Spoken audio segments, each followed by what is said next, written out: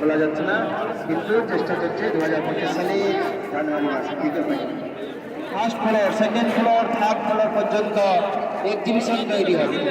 বৃহৎ ভাগবতমে যে গোপ কুমারের লীলা বর্ণনা করা আছে, সে গোপ কুমারের সমস্ত লীলা আপনারা এখানে ঘুরে ঘুরে দর্শন করতে পারবেন। ওই থার্ড ফ্লোর পর্যন্ত এক্সিবিশন তৈরি।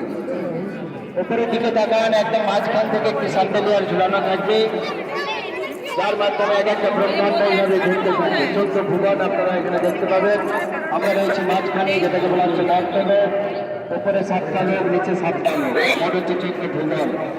আমাদের মধ্যে 7 প্ল্যানেট রয়েছে: ভূ, ভুব, স, জন, তপ, পহা, 70 লোক। তারপরে আছে চিন্ময় ধাম, বৈকুণ্ঠ ধাম। সবার উপরে রয়েছে রাধাকৃষ্ণের ধাম, গোলক বৃন্দাবন।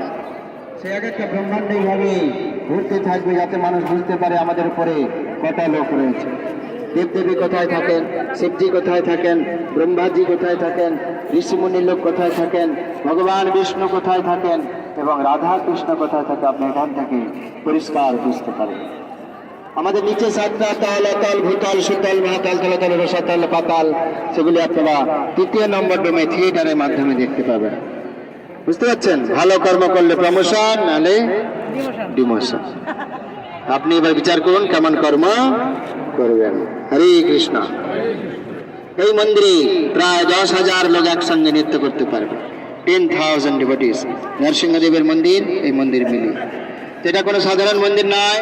এই মন্দিরে ভবিষ্যৎবাণী করে গিয়েছিলেন নিত্যানন্দ প্রভু আজ থেকে প্রায় 535 বছর আগে।